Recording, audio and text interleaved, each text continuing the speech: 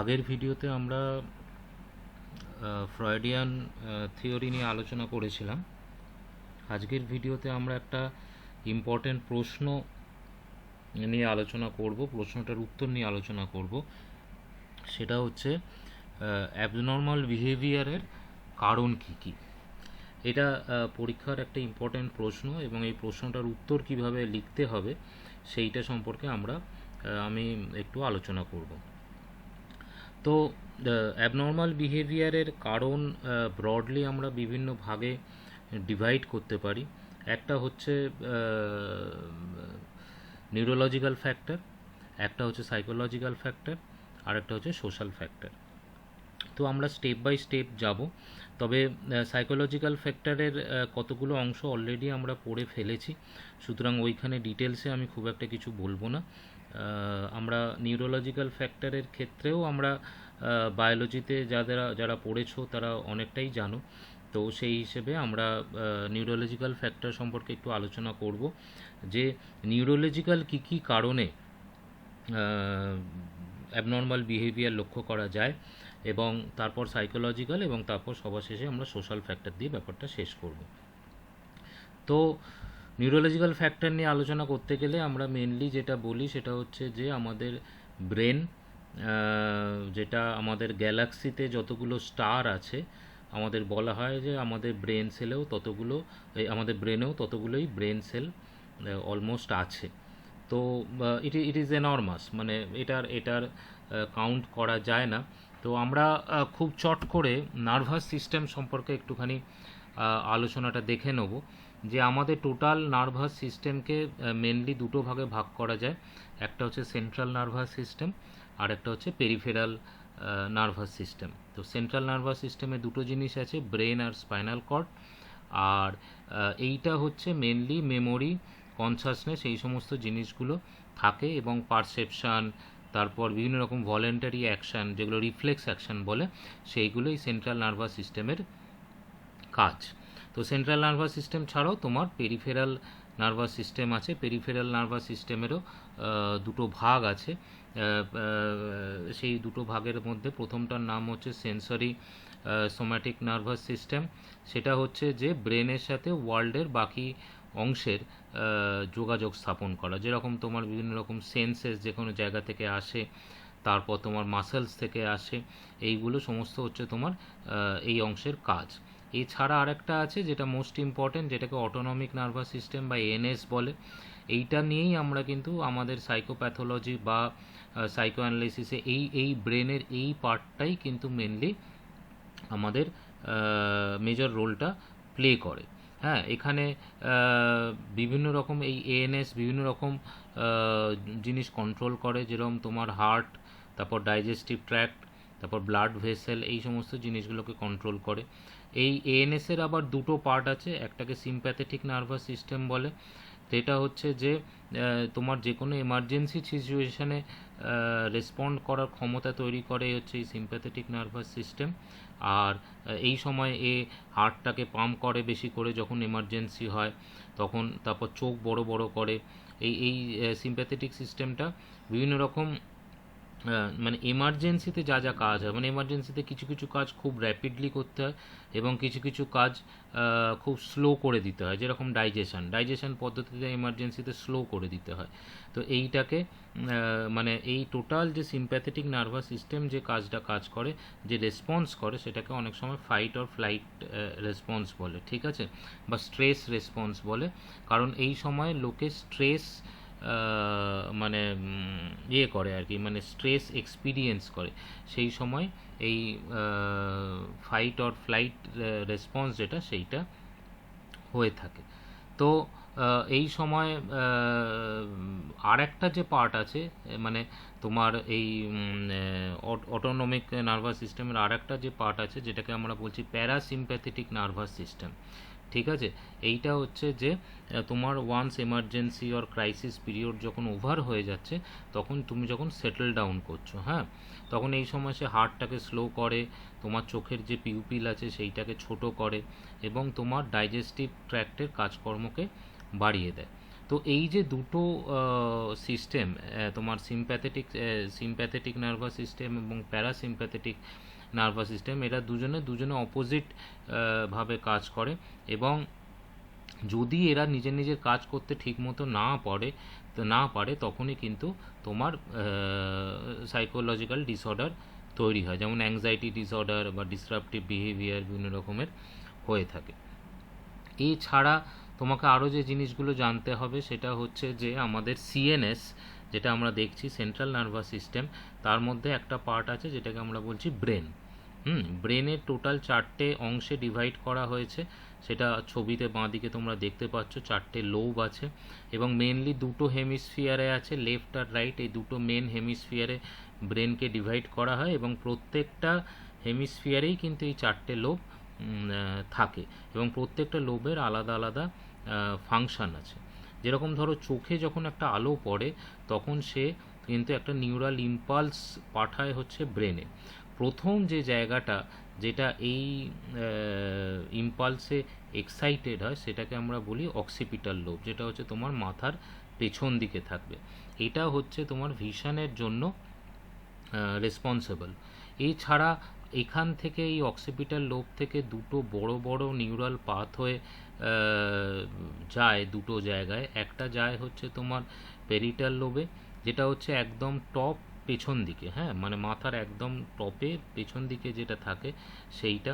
এটা তোমার spatial ইনফরমেশনটাকে analysis করে, মানে তার ডেপথ কত, তার অন্যান্য অবজেক্টের রেসপেক্টে তার লোকেশান কত, এইগুলোকে তারা এই পেরিটাল লোব এটাকে ডিটারমাইন করে। এর আরও অনেক ফাংশান আছে, যেটা হচ্ছে যে নিজের সেলফ অ্যাওয়ারনেসটাও তৈরি করে। আর একটা পাথ হয়ে যেটা অক্সিপিটাল লোব থেকে বেরিয়ে যায় সেটা তোমার টেম্পোরাল লোবে চলে যায়। হ্যাঁ, টেম্পোরাল লোবে গিয়ে তোমার শেষ হয় আর কি, ঠিক আছে, যেটা তোমার বিভিন্ন রকম ভিজুয়াল মেমোরিজ, হ্যাঁ, তারপর অডিটারি ইনফরমেশান যেটা কানের মধ্যে দিয়ে আসে বা যেটা স্পিচের মধ্যে দিয়ে আসে অন্যের, সেইটাকে ডিকোড করতে এই এই এই পার্টটা সহায়তা করে। তার মানে বুঝতে পারছো যে প্রত্যেকটা পার্টের কিন্তু নিজস্ব কাজ আছে, যেরকম অক্সিপিটাল লোবের একটা কাজ আছে, পেরিটাল লোবের একটা কাজ আছে, টেম্পোরাল লোবের একটা কাজ আছে। তো ফর এক্সাম্পল যদি তোমার টেম্পোরাল লোবের যদি কাজটা ঠিক মতো না হয় তখন তাহলে অ্যাবনর্মাল ফাংশনিং হবে, তখন বিভিন্ন রকম ইন্টেন্স ইমোশন তৈরি হবে, তারপরে হ্যালুসিনেশন তৈরি হতে পারে এই জায়গায়। তো এই যে পেরিটাল লোব এবং টেম্পোরাল লোব, এরা ইনফরমেশনটাকে প্রসেস করে সেইটাকে পাঠিয়ে দেয় হচ্ছে ফ্রন্টাল লোবে। হ্যাঁ, এই ফ্রন্টাল লোবটা হচ্ছে একদম সামনের দিকে থাকছে। হ্যাঁ, ফ্রন্টাল লোব কিন্তু তোমার ইমোশান, তারপর বিভিন্ন রকম emotional response in decision making process, এইগুলোকে কাজ করে। তারপর থিঙ্কিং, প্রবলেম সলভিং, এই সমস্ত জিনিসগুলো এই ফ্রন্টাল লোবের দ্বারা হয়ে থাকে। এটা তোমার বিভিন্ন রকম যে বডি মুভমেন্ট, যে হাত কিভাবে নাড়বো বা আমি কিভাবে আমার বডি ল্যাঙ্গুয়েজটাকে আমার এক্সপ্রেস করব with respect to an external stimuli, সেইটাই ফ্রন্টাল লোবটা ডিটারমাইন করে। তো এইখানে যেটা বোঝা যাচ্ছে সেটাকে বলা যায়, সেই জন্য এই যে ফ্রন্টাল লোবের যে কাজটা সেটা যেহেতু মানে outer part of the work, সেই জন্য এই ফ্রন্টাল লোবের ফাংশনকে অনেক সময় এক্সিকিউটিভ ফাংশনিংও বলা হয়ে থাকে। তো বুঝতে পারছো যে ফ্রন্টাল লোবে যদি কাজটা করা মানে ঠিকমতো কাজটা সে করতে না পারে, মানে পেরিটাল লোব টেম্পোরাল লোবের ইনপুটটা এসে ফ্রন্টাল লোবে প্রসেস হয়ে তুমি বাইরে রিয়্যাক্ট করছো, তাহলে এই এক্সিকিউটিভ ফাংশনিংটা যদি ঠিকমতো না হয় তখন যে মানে আমাদের যে সাইকোলজিক্যাল ডিসঅর্ডার ঘটে সের মধ্যে সিজোফ্রেনিয়া ইনক্লুডেড, যেখানে তোমার আনইউজুয়াল অ্যান্ড ইম্পেয়ার্ড বিহেভিয়ার থাকে, হাই এক্সপ্রেশন অফ ইমোশন এবং প্রচণ্ড অ্যাগ্রেসিভ বিহেভিয়ার এই সময় তোমার দেখা যায়। ঠিক আছে, তাহলে এই 4টে লোব সম্পর্কে আমরা ডিটেলে জানলাম। এরপর আমাদের আছে তোমার সেরিব্রাল কর্টেক্স। সেরিব্রাল কর্টেক্স হচ্ছে তোমার আউটার সারফেস অফ দ্য ব্রেনে থাকে এবং এইটাতেই বেসিক্যালি ব্রেনের সমস্ত নিউরনগুলো এই সেরিব্রাল কর্টেক্সে থাকে। এবং যে যে সেলগুলো যেগুলো ইনফরমেশান প্রসেস করে, আমাদের বিভিন্ন রকম সেন্সারি অর্গান থেকে যে ডেটাটা আসে, তো এই যে ব্রেনের যত ফাংশান আছে এই এই এর মধ্যে এই কর্টেক্স অংশেই কিন্তু তোমার এই ফাংশানগুলো হয়ে থাকে। আর কিছু কিছু ফাংশান আছে যেগুলো আমাদের সাবকর্টিক্যাল এরিয়া, কর্টেক্সের নিচে যেগুলো থাকে সেইগুলোতেও কিছু কাজ হয়, সেটাও আমরা দেখব। এই এই যে আমাদের লিম্বিক সিস্টেম আছে, লিম্বিক সিস্টেমও কিন্তু আমাদের ইমোশান তৈরি করতে একটা বড় ভাবে সহায়তা করে থাকে। যেমন ধরো এর মধ্যে কি কি জিনিস থাকছে, তিনটে জিনিস থাকে, একটাকে বলে হাইপোথ্যালামাস, আর একটাকে বলে হাইপোক্যাম্পাস। এই যে আমরা দেখাচ্ছি, একটাকে বলছে হাইপোথ্যালামাস, আর একটাকে বলছে হাইপোক্যাম্পাস, আর একটা হচ্ছে অ্যামিগডালা। এই যে তিনটে জিনিস, প্রত্যেকটা জিনিসের আলাদা আলাদা ফাংশন আছে। যেরকম হাইপোথ্যালামাস যেটা আছে, হাইপোথ্যালামাস তোমার বডিলি ফাংশন যেগুলো হয়, যেমন খাওয়া দাওয়া, জল খাওয়া, তারপরে তোমার বিভিন্ন রকম বডি টেম্পারেচারকে কন্ট্রোল করা, এই জিনিসগুলো হাইপোথ্যালামাস কন্ট্রোল করে। আর তারপর অ্যামিগডালা যেটা আছে সেইটা তোমার বিভিন্ন রকম স্ট্রং ইমোশান, তার মেনলি তোমার ফিয়ার, এই জিনিসগুলোকে কন্ট্রোল করে। আর হাইপোক্যাম্পাস যেটা আছে সেইটা হচ্ছে নতুন নতুন যে ইনফরমেশানগুলো আছে সেইগুলো প্রথমে হাইপোক্যাম্পাসে এসে জমা হয়, এবং তারপর সেটা শর্ট করে কিছু অংশ যেটা স্টোর হয়, বাকিটা তোমার বেরিয়ে যায়। এছাড়া তোমার এই এই যে তিনটে জিনিস ছাড়া আরও কতগুলো জিনিস আছে, সেগুলো হচ্ছে থ্যালামাস, তারপর আছে নিউক্লিয়ার অ্যাকুম্বেন, বাসাল গ্যাংলিয়া এবং সেরিবেলাম। এই চারটে জিনিস প্রত্যেকটার আলাদা আলাদা কাজ আছে। এই কাজগুলো তোমাদের বইতেই আছে, তো সুতরাং আমি আর ডিটেলস এগুলো বললাম না। তবে তোমাদের পরীক্ষাতে কিন্তু এইগুলো সম্পর্কে তোমাকে লিখতে হবে, ঠিক আছে? এবং এইগুলো সম্পর্কে লিখবে with stress on the fact যে এর যে প্রত্যেকটা ফাংশান, এবং এর প্রত্যেকটা ফাংশান যদি ইম্পেয়ার্ড হয়ে যায়, মানে প্রত্যেকটা ফাংশান যদি ডিসেবল হয়ে যায় বা ম্যাল ফাংশান করে, তখন কিভাবে সাইকোলজিক্যাল ডিসঅর্ডার এবং কোন ডিসঅর্ডারের উৎপত্তি হয়, যেটা যেটা আমরা পরবর্তীকালে এর পরের যে প্রেজেন্টেশন হবে সেখানে আমরা আস্তে আস্তে জানতে পারব। এইবার আমরা ব্রেনের বিভিন্ন জিনিস যখন আমরা জানতে পারলাম, তখন এই ব্রেনের যে ইউনিট সেইটা আমরা আলোচনা করছি। সেইটা হচ্ছে আমাদের যেটা মানে আমরা বলি যে ব্রেনের ইউনিট, সেটা হচ্ছে নিউরন, ঠিক আছে? এবং বিভিন্ন রকমের নিউরন আমাদের ব্রেনে থাকে, তাদের প্রত্যেকটা ফাংশন আলাদা হয়, তার শেপ আলাদা হয়, এবং প্রত্যেকটা নিউরন তার ইন্ডিভিজুয়াল কাজ থাকে, এবং একটা নিউরন আর একটা নিউরনের সাথে মানে কানেক্টেড থাকে এবং রেসপন্সটাকে পাস করায়। এবং এই নিউরন অ্যাক্টিভেট হয় কিছু কিছু ক্ষেত্রে, অর্থাৎ টার্ন অন হতে পারে, আর কিছু কিছু ক্ষেত্রে নিউরন কন্ট্র্যাক্ট হতে পারে, সেক্ষেত্রে টার্ন অফ হিসাবে কাজ করে অন্য নিউরনকে, ঠিক আছে? তাহলে এই নিউরনকে মেনলি আমরা তিনটে ভাগে ভাগ করতে পারি। একটা হচ্ছে সেন্সারি নিউরন, যেটা তোমার ইনপুট পায় হচ্ছে বিভিন্ন রকম সেন্স অর্গান থেকে, ঠিক আছে? মানে চোখ, কান, এই সমস্ত জায়গা, যে আমাদের যে পাঁচটা সেন্স আছে, সেই পাঁচটা সেন্স থেকে যে নিউরনগুলো অ্যাক্টিভেট হয়, মানে সেন্সারি রেসপন্স নিয়ে যে নিউরনগুলো অ্যাক্টিভেট হয়, তাকে বলে সেন্সারি নিউরন। তারপর হচ্ছে তোমার মাসল থেকে যে রেসপন্স আছে বা গ্ল্যান্ড থেকে যে রেসপন্স আছে, সেগুলোকে বলে মোটর নিউরন। আর একটা হচ্ছে ইন্টার নিউরন, যেটা হচ্ছে বিভিন্ন রকম নিউরনের মাঝামাঝি যে নিউরনগুলো থাকে সেইটা, বা এই এই এই ইন্টারকানেক্টেড নিউরনগুলোই কিন্তু মেনলি তোমার ব্রেনে থাকে। সেন্সারি নিউরন আর মোটর নিউরনটা কম থাকে। এই সবগুলো মিলিয়ে যে একটা স্ট্রাকচার তৈরি করা হয়, এই স্ট্রাকচারটাকে বলা হয় ব্রেন সার্কিট, ঠিক আছে? এই ব্রেন সার্কিট, সেখান থেকে আসে ব্রেন সিস্টেম, এবং এই ব্রেন সার্কিটের কাজ কিভাবে হয় না হয় সেইটা নিয়ে বইতে লেখা আছে, এটা তোমরা একটুখানি দেখে নেবে, খুব একটা ইম্পর্টেন্ট নয়, এটা নিয়ে আমাদের এই পার্টিকুলার প্রশ্নের উত্তরে আমরা বলবো না আর কি।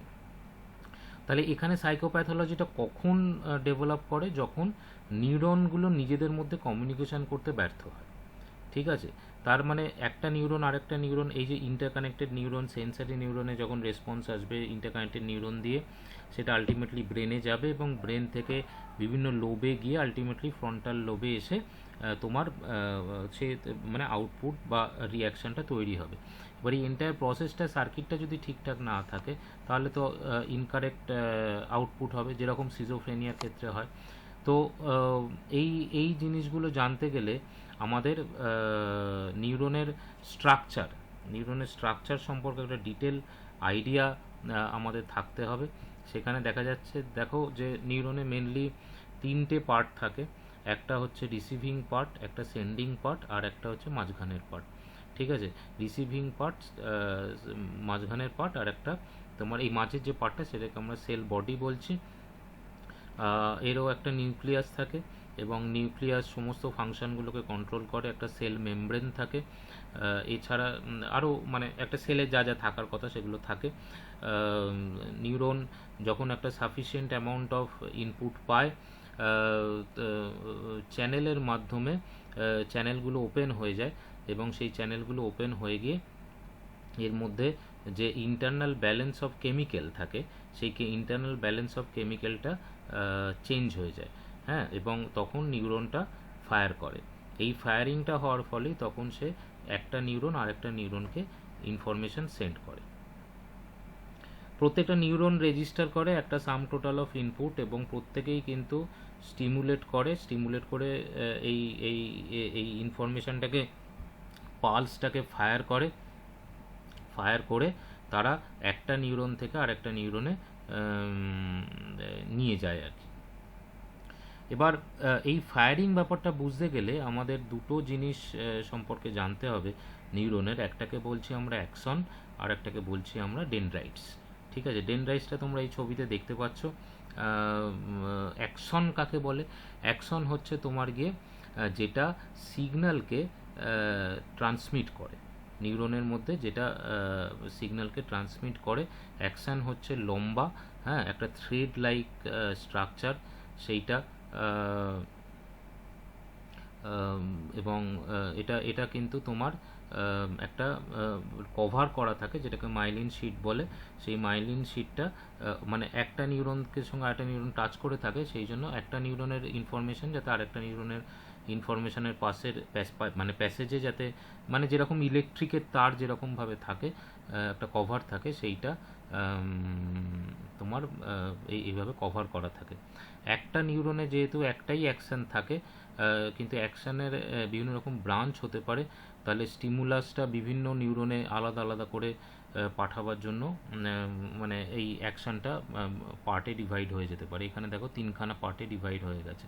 ঠিক আছে, তো যখন একটা নিউরন যখন স্টিমুলেট হয়, তখন এটা যখন ফায়ার করে তখন একটা chemical activity total sell body দিয়ে এই অ্যাকশান দিয়ে গিয়ে বিভিন্ন এন্ডে গিয়ে পৌঁছয় এবং অন্য নিউরনকে সেটা অ্যাক্টিভেট করে। ঠিক আছে, এইভাবে 1 to 1 তোমার এই ইনফরমেশানটা যায়। তাহলে ডেনড্রাইটটা কী করে? ডেনড্রাইটটা অ্যাকচুয়ালি তোমার সিগন্যাল রিসিভ করে। ঠিক আছে, এই যে এই ডেনড্রাইটগুলো খুব হাইলি ব্রাঞ্চড হয়, সেই জন্য বিভিন্ন রকম সিগন্যাল পেতে পারে। একটা সিঙ্গেল নিউরন একই সময়ে বিভিন্ন সিগন্যাল পেতে পারে। তারপর সেল বডিতে ডাইরেক্টলি সিগন্যাল আসতে পারে। ঠিক আছে, তো এইভাবে সিগন্যালগুলো বিভিন্নভাবে আসে। ঠিক আছে, তো সেই সিগন্যালগুলো আসার পরে মানে এটা এরকম হতে পারে যে বুঝতেই পারছো যে বিভিন্ন ডেনড্রাইটে যেহেতু বিভিন্ন সিগন্যাল আসে, সেই সাথে অ্যাডিশনালি সেল বডিতে আলাদা একটা সিগন্যাল আসে, সেই সিগন্যালটা অ্যাকশান দিয়ে পাস করে তোমার আলটিমেটলি তোমার পরের নিউরনে যায়। সুতরাং এখানে কিন্তু psychological disorder, specifically mood disorder, এইটা হবার কিন্তু একটা বড় চান্স থাকে যখন তোমার এই সিগন্যালিং সিস্টেমটা এবং এই ট্রান্সমিশন সিস্টেমটা ঠিকঠাক না হয়। ঠিক আছে, আর্লি চাইল্ডহুডে যদি মারাত্মক স্ট্রেস দেওয়া হয়, হ্যাঁ, মানে যেরকম ধরো চাইল্ড বার্থের আগেও যদি মায়ের স্ট্রেস থাকে, সেই ক্ষেত্রে কিন্তু এই নিউরনের ডিসরাপশন হতে পারে। এবার নিউরন কমিউনিকেট করে কি করে? এইটা তোমাকে একটু ভালো করে জানতে হবে। এই কেমিক্যাল সিগন্যালিং সিস্টেম এইটা তোমার সম্পর্কে তোমাকে কিন্তু জানতে হবে আর কি। ঠিক আছে, এইখানে আমি তোমাকে যেটা দেখিয়েছি সেটা হচ্ছে যে এই কেমিক্যাল সিগন্যাল কীভাবে তোমার একটা নিউরন থেকে আর একটা নিউরনে তোমার ট্রান্সমিট হয়। তো যেটা আগের ছবিতে আমি দেখেছি সেন্ডিং নিউরন রিসিভিং নিউরনে কীভাবে জিনিসটা যাচ্ছে, এবং এই যে জাংশনটা, এই যে জাংশনটাকেই আমাদের এখানে বড় করে দেখানো হয়েছে। ঠিক আছে, এইখানে কি হচ্ছে, এইটাকে বলা হচ্ছে সাইন্যাপসিস। হ্যাঁ, মানে তোমার যখনই একটা নিউরন ফায়ার করছে তখন কেমিক্যালটা রিলিজ হচ্ছে টার্মিনাল বাটন থেকে, এবং সেই যে কেমিক্যালটা সেটা আরেকটা নিউরনের সংস্পর্শে আসছে। এই যে দুটোর যে জয়েন্টটা, এটাকে আমরা বলছি সাইন্যাপসিস। সাইন্যাপসিস মানে কি, একটার অ্যাকশন হ্যাঁ আর একটার ডেনড্রাইটের সঙ্গে তোমার কানেক্ট হচ্ছে জেনারেলি। ঠিক আছে, তো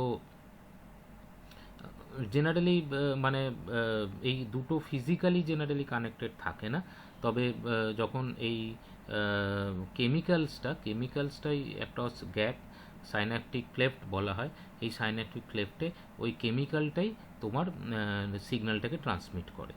ঠিক আছে, এবার এই যে কেমিক্যালটা যে টার্মিনাল বাটন থেকে যেটা রিলিজ হয় সেইটাকে আমরা বলছি নিউরো ট্রান্সমিটার। ঠিক আছে, নিউরো ট্রান্সমিটার আর নিউরো মডিউলেটর, হ্যাঁ দুটো কিন্তু হচ্ছে তোমার আলাদা। নিউরো ট্রান্সমিটার কাকে বলে সেটা তুমি বুঝলে, আর নিউরো মডুলেটর হচ্ছে কি, নিউরো ট্রান্সমিটার মানে রিসিভিং নিউট্রনকে অ্যাফেক্ট করে যেভাবে, সেইখানে যে কেমিক্যালটা রিলিজ হয়। ঠিক আছে, মানে এটা হচ্ছে chemicals that modulate the way neurotransmitter affect the receiving neutron. তো নিউরো মডিউলেটর কিন্তু আলাদা জিনিস। ঠিক আছে, নিউরো ট্রান্সমিটার হচ্ছে আলাদা জিনিস। নিউরো ট্রান্সমিটারের কাজ হচ্ছে কি, যে মানে ট্রান্সমিট করা, যে সিগন্যালটা মাদার নিউরনে এসছিল সেই সিগন্যালটাকে ট্রান্সমিট করে দেয়া। আর নিউরো মডিউলেটরের কাজ হচ্ছে যে এদের মধ্যেকার মানে এদের মধ্যেকার এই কতটা করবে, কতটা সিগন্যাল যাবে পরের নিউরনটাতে, সেইটাকে ঠিক করা। তো এইখানে যেটা জানা গেল যে বিভিন্ন রকম আমাদের এই কেমিক্যাল হতে পারে, যে নিউরো ট্রান্সমিটারের যে ক্যারেক্টার, নিউরো ট্রান্সমিটারের যে নিউরো ট্রান্সমিটার মেটেরিয়াল যেটা আছে সেইটা কিন্তু আইসোলেশনে কাজ করে না, এবং কেবলমাত্র একটা সিঙ্গেল নিউরো ট্রান্সমিটার সাবস্ট্যান্সের ওপর ডিপেন্ড করে কিন্তু তোমার এই সিগন্যালিং সিস্টেমটা মানে ঠিক হবে কি ভুল হবে তার উপর ডিপেন্ড করে না। তোমার নিউরো ট্রান্সমিটার যে লিকুইডটা, নিউরো ট্রান্সমিটার যে মেটেরিয়ালটা, সেটাতে বিভিন্ন রকমের মেটেরিয়াল থাকে, যেমন ডোপামিন থাকে, তারপর সেরোটোনিন থাকে, তারপরে অ্যাসিটাইল ক্লোরিন থাকে, তো এরকম অনেক জিনিস থাকে, এবং প্রত্যেকটা অ্যাড্রেনালিন থাকে মোস্ট ইম্পর্ট্যান্ট।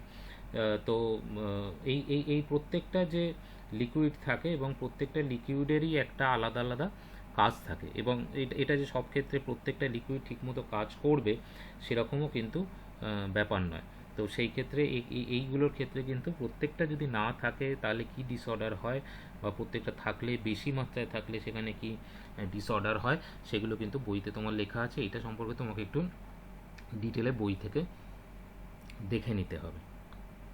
তো এইটা হলো আমরা মানে ওপর দিক থেকে এলাম, মানে সিগন্যালটা নিউরাল ইম্পালসটা এলো। এরপর হচ্ছে তোমার রিসেপ্টার হয়। হ্যাঁ, রিসেপ্টার কি হচ্ছে, যে এই কেমিক্যাল সিগন্যাল যেটা প্রথম নিউরনটা পাঠিয়ে দিল, সেটা দ্বিতীয় যে নিউরনটা আছে তার যে ডেনড্রাইটগুলো আছে সেখানে কেমিক্যাল সিগন্যালে রিসিভ করে। ঠিক আছে, এবং এটা কিন্তু ওই স্পেসিফিক মলিকুলকেই করে। এবার এটা বিভিন্ন ডেনড্রাইটের মাথায় থাকে, এবং এই লক অ্যান্ড কি যে কনসেপ্টটা সেইভাবেই এটা তোমার কাজ করে থাকে। এবার এই যে কমিউনিকেশানটা, এই যে নিউরন টু নিউরন কমিউনিকেশান এত বেশি তোমার এদের মধ্যেকার নিউরন থাকে এত এত বেশি, তোমার অ্যাকশান থাকে এত বেশি, ডেনড্রাইট থাকে, তো সেইগুলোতে কিন্তু তোমার কিছু কিছু ক্ষেত্রে কোনো নিউরন খুব বেশি সেন্সিটিভ হয়ে যায়, খুব কম হতে পারে। হ্যাঁ, normal amount of neuro transmitter substance যদি রিলিজ হয় তাতেই বাজে মানে বেশি রকমভাবে রিয়্যাক্ট করতে পারে বা রিয়্যাক্ট নাও করতে পারে। তো এই সমস্ত কাজে কিন্তু এইভাবেই এই এই এই নিউরন সিস্টেমটা তোমার এই সাইকোলজিক্যাল ডিসঅর্ডারকে প্রডিউস করে। তাহলে তোমাকে পরীক্ষায় যখন লিখতে হবে তখন কিন্তু তোমাকে এই পুরো সিস্টেমটা তোমাকে বোঝাতে হবে এবং প্রত্যেকটা পয়েন্টে কিভাবে সাইকোলজিক্যাল ডিসঅর্ডার হয় এবং প্রেফারেবলি কী কী সাইকোলজিক্যাল ডিসঅর্ডার হতে পারে সেইটা তোমার একটা এক্সাম্পল দিতে হবে। আচ্ছা, এরপর আর কি কি হতে পারে সেইটা হচ্ছে যে তোমার হরমোন থাকতে পারে, এন্ডোক্রিন সিস্টেম থাকতে পারে। এই হরমোনের ডিসফাংশনের জন্য বিভিন্ন রকমের মানে প্রবলেম হতে পারে। হরমোন ডিসফাংশনের জন্য আমরা সাবস্ট্যান্সের মানে হরমোনও তো এক ধরনের নিউরোট্রান্সমিটার সাবস্ট্যান্সেস, যেটা কিন্তু ডাইরেক্টলি ব্লাড স্ট্রিমে ঢুকে যায় এবং অনেক সময় সেটা নিউরোমডুলেটর হিসেবেও কাজ করে। তো এটা এদের হরমোনের রেসপেক্ট তোমরা জানো যে খুব জেনারেল এবং মোর ওয়াইডলি কাজ করে। যেরকম নিউরোট্রান্সমিটার মানে এটাও এক ধরনের নিউরোট্রান্সমিটার, বাট হরমোনের এফেক্ট বা হরমোনের কাজটা অনেক বেশি। যেমন ধরো বিভিন্ন রকম হরমোন আছে যেগুলো স্ট্রেসফুল সিচুয়েশনে ভেরি ইম্পর্ট্যান্ট হয়ে দাঁড়ায়। তো সেইখানে হরমোনাল ডিসফাংশনালের জন্য কিন্তু সাইকোলজিক্যাল ডিসঅর্ডার অনেক সময় দেখা যায়। এছাড়া এন্ডোক্রিন সিস্টেম, হরমোন তো জেনারেলি এন্ডোক্রিন সিস্টেম যেটা আছে সেইখানেই সেখান থেকেই হরমোনগুলো বেরোয় যেগুলো ব্লাড স্ট্রিমে ডাইরেক্টলি ঢুকিয়ে দেয়। বিভিন্ন রকম হরমোন বিভিন্ন রকম অর্গানকে অ্যাফেক্ট করে এবং এই হরমোনগুলো মানে বিভিন্ন যেরকম ধরো তোমার এই ফ্যাট এবং প্রোটিনকে ভেঙে সুগারে কনভার্ট করা, তারপর তোমার অ্যাড্রিনালিন গ্ল্যান্ড থেকে যে হরমোন প্রডিউস হয় সেটা তোমার এমার্জেন্সি সিচুয়েশানে ঠিকমতো কাজ করে কিনা সেইটাকে মানে কন্ট্রোল করে। তো এই হরমোন এবং এন্ডোক্রিন সিস্টেমও কিন্তু সাইকোলজিক্যাল ডিসঅর্ডারে একটা মেজর রোল প্লে করে। এরপর আছে তোমার জেনেটিক্স। তোমরা জানো যে ক্লাস 9-10-এ তোমরা এটা পড়েছো যে জেনেটিক্স একটা জিন যেটা সেটা শুধুমাত্র ফিজিক্যাল ট্রেটকে অ্যাফেক্ট করে না, কিন্তু ব্রেনের থ্রু বিভিন্ন রকম যে থিঙ্কিং, ফিলিং, বিহেভিওরাল যে সমস্ত অ্যাট্রিবিউটসগুলো আছে সেগুলোকেও অ্যাফেক্ট করে। জিন যেহেতু হেরিডিটারি একটা ক্যারেক্টারিস্টিক্সকে বহন করে, তো সেই হিসেবে সেই কিন্তু সাইকোলজিক্যাল ডিসঅর্ডারকেও বহন করতে পারে। আমরা জানি যে গ্রেগর জোহান মেন্ডেল উনি এই জেনেটিক্সের কথা তিনি প্রথম বলেছিলেন এবং মেন্ডেলিয়ান ইনহেরিটেন্সের কথা যেটা বলা হচ্ছে, যেখানে প্রত্যেকটা পেরেন্ট একটা ডিস্টিংক্ট এলিমেন্ট তার অফস্প্রিংকে দেয় এবং প্রত্যেকটা এই ডিস্টিংক্ট এলিমেন্ট তোমার এই অফস্প্রিংকে স্পেসিফাই করে দেয়।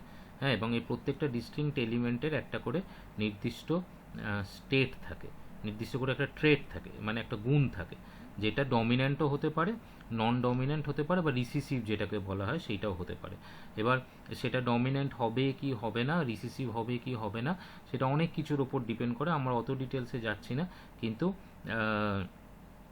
ওয়াটসন এবং ক্রিকের যে মডেলটা এর পরবর্তীকালে যেটা মেন্ডেল যেটাকে জিন বলেছিলেন, তো সেইটা হচ্ছে ডিএনএ, যেটা আমরা পরবর্তীকালে 20th সেঞ্চুরিতে আমরা যেটা বলেছি।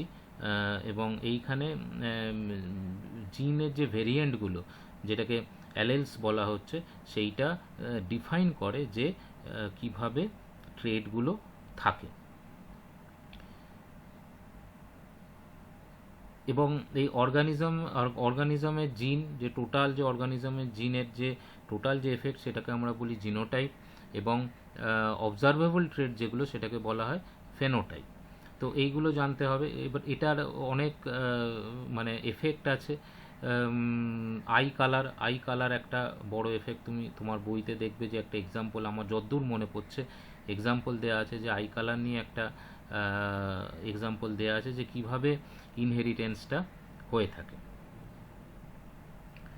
এর পরের যে এই যে জেনেটিক ইনফ্লুয়েন্স আমাদের বিহেভিয়ারের ওপর ডিপেন্ড করে।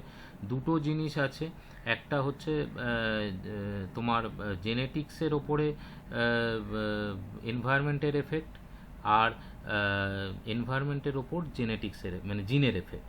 প্রত্যেকটা আলাদা আলাদা, এবং প্রত্যেকটার ক্ষেত্রেই কিন্তু জেনেটিক ফ্যাক্টর যেটা, সেটা কিন্তু এই নিউরোলজিক্যাল ভালনারেবিলিটি কে প্রভাবিত করে। নিউরোলজিক্যাল ভালনারেবিলিটিকে যখন প্রভাবিত করে তখন কিন্তু সাইকোলজিক্যাল ডিসঅর্ডার দেখা দিতে পারে।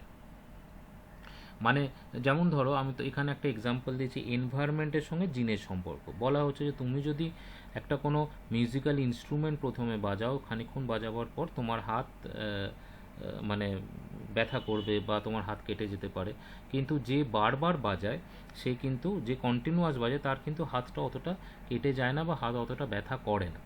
এটার কারণ হচ্ছে কি, যে এটা কিন্তু তার ডিসকমফর্ট হচ্ছে না, এটা তার জিনের মধ্যে ঢুকে গেছে। ঠিক আছে, এটা বারবার সে প্র্যাকটিস করেছে, বারবার রিহার্সাল করেছে, যেটা আমরা দেখেছি ইলাবোরেটিভ রিহার্সাল হয়েছে, এবং আলটিমেটলি কিন্তু সে তার জিনের মধ্যে এটা ঢুকে গেছে, এবং তার ফলে কিন্তু সে যখন একটা, ধর কেউ একজন সেতার বাজাচ্ছে, তার কিন্তু হাত কেটে যাবে না। তো এইটাকেই বলা হচ্ছে এনভায়রনমেন্ট জেনেটিক, মানে জিনকে এফেক্ট করেছে। এইটা কিন্তু নেগেটিভও হতে পারে। হ্যাঁ, বিভিন্ন রকম phobia, irrational fear of an object, সেইগুলো তোমার এই এনভায়রনমেন্টের এফেক্টে জিনের মধ্যে ঢুকতে পারে। আবার জিনের এফেক্ট এনভায়রনমেন্টে আসতে পারে, সেটা 3 রকমের হতে পারে। সেটা প্যাসিভ ইন্টারাকশান হতে পারে, ইভোকেটিভ ইন্টারাকশান হতে পারে, আর অ্যাক্টিভ ইন্টারাকশান হতে পারে। এই 3টে জিনিস যদি মনে করো যে মনে রাখতে পারবে, তাহলেই পড়বে। আদারওয়াইজ তোমাদের এটাই ব্রডলি জানতে হবে যে এনভায়রনমেন্ট এবং জিন, এই দুটোর মধ্যে কিন্তু একটা ইন্টারকানেক্টিং রিলেশনশিপ আছে। এরপর আমরা আসছি যে আগের যে জিনিসগুলো, যে বিহেভিওরাল অ্যাসপেক্ট, যেটা psychological factor in psychological disorder. তো এইখানে তোমার বিহেভিওরাল মানে অ্যাসপেক্ট আছে, ক্লাসিক্যাল কন্ডিশনিং, অপারেন্ট কন্ডিশনিং, যেগুলো আমরা আগে পড়েছি। কিন্তু এই চ্যাপ্টারে আমাদের যেটা পড়তে হবে, যে এই 4টে জিনিস, ক্লাসিক্যাল কন্ডিশনিং, অপারেন্ট কন্ডিশনিং, এই দুটো জিনিস, এবং প্রত্যেকটার যে আলাদা আলাদা যে ভাগ আছে, যেরকম তোমরা জানো অপারেন্ট কন্ডিশনিংয়ে 4টে ইনস্ট্রুমেন্ট আছে। এই প্রত্যেকটা তোমার কিভাবে সাইকোলজিক্যাল ডিসঅর্ডারকে প্রমোট করছে, সেইটা একটুখানি বই থেকে তোমাকে দেখে নিতে হবে। ঠিক আছে, এরপর বিভিন্ন রকম মেন্টাল প্রসেস সম্পর্কে বলা হয়েছে। মেন্টাল প্রসেসের মধ্যে অ্যাটেনশান, পারসেপশন, মেমোরি, এগুলো আছে। অ্যাটেনশান হচ্ছে তোমার একটা একটা একটা স্টিমুলি তুমি দিলে, সেই স্টিমুলিতে অনেকগুলো স্টিমুলির মধ্যে একটা পার্টিকুলার স্টিমুলিতে তোমার অ্যাটেনশান হলো কেন, সেটা একটা ডিসঅর্ডার। হ্যাঁ, তারপর তোমার পারসেপশান আছে, মেমোরি আছে। এই জিনিসগুলো কিভাবে সাইকোলজিক্যাল ডিসঅর্ডারকে প্রমোট করে, সেটা তোমাকে একটু বই থেকে দেখে নিতে হবে। এরপর আছে মেন্টাল কন্টেন্ট। মেন্টাল কন্টেন্ট আমি মেন্টাল বিভিন্ন রকম প্রসেস আছে, তার মধ্যে একটা প্রসেসের কথা আমরা খুব বিখ্যাতভাবে বলে থাকি, সেটা হচ্ছে কগনিটিভ ডিস্টরশন। হ্যাঁ, কগনিটিভ ডিস্টরশন কাকে বলা হচ্ছে, যে তোমার যখন মানে একটা তোমাকে যদি আমি এক্সাম্পল দিলাম, যে কারোর মনে হচ্ছে যে সে তাকে কেউ ভালোবাসে না। ঠিক আছে, এটা তার মানে বয়ফ্রেন্ড হতে পারে, তার তার মানে তার তার যে ক্লোজ রিলেটিভ আছে, সেইটা হতে পারে। তো এই এই এই যে কগনিটিভ ডিস্টরশন, যে তাকে কেউ জেনারেলাইজেশন করা, কগনিটিভ ডিস্টরশন, এটা কিন্তু সে আলটিমেটলি কিন্তু সে সাইকোলজিক্যাল ডিসঅর্ডারে কনভার্ট হয়ে যায়। এবং এটা এই ধরনের লোকেরা যখন আলটিমেটলি কগনিটিভ ভালনারেবিলিটিস বলে তাদেরকে ধরে নেওয়া হয়, এবং যেটা দেখা যায় যে যাদের কগনিটিভ ডিস্টরশন হয়ে থাকে, তাহলে তাদেরই কিন্তু আলটিমেটলি একটা এন্ড অফ দ্য ডেতে সাইকোলজিক্যাল ডিসঅর্ডার হয়। তো কত রকমের কগনিটিভ ডিস্টরশন হতে পারে, তো এখানে আমরা যেটা দেখেছি 6 রকমের কগনিটিভ ডিস্টরশন আইডেন্টিফাই করা গেছে। সেগুলো হচ্ছে এইগুলো, তার এক্সাম্পলটাও দেয়া আছে। তো তো এইটা একটুখানি ভালো করে দেখে নিতে হবে। মেন্টাল প্রসেসের মধ্যে কগনিটিভ ডিস্টরশন একটা ইম্পর্ট্যান্ট জিনিস। এছাড়া তোমার আছে হচ্ছে ইমোশান। ইমোশান হচ্ছে কি, হোয়াট ইজ ইমোশান? ইমোশান হচ্ছে একটা সার্টেন মানে শর্ট লিভড এক্সপিরিয়েন্স, হ্যাঁ, ইভোকড বাই এ স্টিমুলাস। হঠাৎ করে একটা স্টিমুলাস, সেখান থেকে তোমার একটা এক্সপিরিয়েন্স, ঠিক আছে, যেটা একটা তোমার মেন্টাল রেসপন্সকে প্রডিউস করছে। এটা একটা টিপিক্যাল বিহেভিয়ার হতে পারে, সেই টিপিক্যাল বিহেভিয়ারটা পজিটিভ নেগেটিভ হতে পারে, যে কোনো একটা, সেইটাকেই আমরা বলছি ইমোশান। তো এই ইমোশান মানে যে স্টিমুলাসটার জন্য ইমোশান তৈরি হয়, সেটা তোমার ফিজিক্যাল হতে পারে, মেন্টালও হতে পারে, ঠিক আছে। তাহলে এই ইমোশানের সঙ্গে অ্যাটিচিউডের কী সম্পর্ক, এবং ইমোশান অ্যাটিচিউড, তারপর ইমোশান বিহেভিয়ার, ইমোশানের সাথে মেন্টাল প্রসেসের কী সম্পর্ক, ইমোশানের সাথে মুডের কী সম্পর্ক, এবং সবথেকে লাস্টে যেটা আছে সেটা হচ্ছে টেম্পারমেন্ট। টেম্পারমেন্ট কাকে বলে, এবং এই চার ধরনের যে টেম্পারমেন্ট হয়, টেম্পারমেন্টে যে চার ধরনের কম্পোনেন্ট হয়, এইটা সম্পর্কে তোমাকে এক্সপ্লেন করতে হবে। তাহলে মেনলি আমরা যেটা বুঝতে পারলাম সেটা হচ্ছে যে আচ্ছা, এছাড়া এটা হলো psychological dimension of abnormal behaviour. আর লাস্ট যেটা আছে সেটা হচ্ছে সোশ্যাল ফ্যাক্টর। সোশ্যাল ফ্যাক্টরের মধ্যে তিনটে ব্রড জিনিস আছে, একটা হচ্ছে ফ্যামিলি, একটা হচ্ছে সোসাইটি, আর একটা হচ্ছে কালচার। ফ্যামিলির মধ্যে ইন্টারাকশান স্টাইল, বাচ্চার সাথে কীভাবে তুমি ইন্টারাকশান করছো, সেই ব্যাপারটা, এবং পেরেন্টদের যদি আগে থেকে কোনো ডিসঅর্ডার থাকে সেইটা চাইল্ডের ওপর এফেক্ট করে। তো ফ্যামিলিও কিন্তু তোমার সাইকোলজিক্যাল ডিসঅর্ডারে একটা বড় ভূমিকা পালন করে। সোসাইটি, সোশ্যাল স্ট্রেসার্স যেটা বলে, যে স্ট্যাটাস, নিজের স্ট্যাটাস মেনটেন করা, তোমার অন্যদের থেকে ডিসক্রিমিনেট করা আলাদা করে, বা ধরো তোমার এই যে টাকা পয়সার ব্যাপার নিয়ে সোসাইটির মধ্যে একটা ব্যাপার থাকে যে আমি আমি আমার কাছে টাকা আছে, আমার কাছে টাকা নেই, এই জিনিসগুলো সবসময় সোসাইটির সাথে, সোসাইটির মেজর লোকের সাথে নিজেকে ইকুয়েট করার যে প্রবণতা, তার ফলেও কিন্তু স্ট্রেস তৈরি হয় এবং সাইকোলজিক্যাল ডিসঅর্ডার দেখা যেতে পারে। কালচারও একটা বড় ফ্যাক্টর, যেখানে অ্যাকালচারেশন বলে একটা ব্যাপার আছে, যেটা তোমাকে বই থেকে দেখতে হবে, এক্সপ্লেন করতে হবে। এটা খুব সুন্দর কনসেপ্ট। তো এইটা আমাদের টোটাল হচ্ছে এই প্রশ্নটার উত্তর, যে অ্যাবনর্মাল বিহেভিয়ার বা অ্যাবনর্মাল বিহেভিয়ারগুলোর কারণ কী। তাহলে ব্রড হেডিংয়ে তিনটে কারণ। একটা হচ্ছে নিউরোলজিক্যাল কারণ, যেটা পুরোপুরি শারীরবৃত্তীয় ব্যাপার, সেখানে তুমি এক্সপ্লেন করলে। তারপর তোমার সাইকোলজিক্যাল ব্যাপার, যেখানে তুমি সাইকোলজিক্যাল যে সমস্ত প্রসেসগুলো, লার্নিং, তারপর ইমোশান, এই সমস্ত জিনিসগুলো তুমি এক্সপ্লেন করলে। এবং সবার লাস্টে তুমি সোশ্যাল ফ্যাক্টর, তার এগুলো তুমি এক্সপ্লেন করলে। এক্সপ্লেন করতে গিয়ে তুমি টেবিল বা গ্রাফ, এই ধরনের জিনিসগুলো ব্যবহার করবে। আমি যে পিডিএফটা দিয়েছি সেইটা তুমি ব্যবহার করতে পারো। মাথায় রাখবে যে এই চ্যাপ্টারটা ওই পিডিএফটাতে খুব ভালোভাবে আছে। তুমি যদি এই প্রশ্নটার উত্তর তৈরি করতে পারো, তাহলে সেই প্রশ্নটার উত্তর তৈরি করে তুমি আমাকে পাঠালে আমি তোমাকে বলে দেবো যে কোন জিনিসটা তুমি আরও বেশি ইনক্লুড করতে পারো, বা তোমার উত্তরটা আরও কীভাবে ভালো করা যায়। Thank you so much. এই প্রশ্নটা আমরা উত্তরটা কিভাবে লিখতে হয় বললাম। এর পরবর্তী স্টেপে আমরা বিভিন্ন সাইকোলজিক্যাল ডিসঅর্ডার নিয়ে আলোচনা করব, এবং পরীক্ষায় যে প্রশ্নগুলো এসছে সেই প্রশ্নগুলোর উত্তর কিভাবে লিখতে হবে সেইটা আমরা বলে দেবো।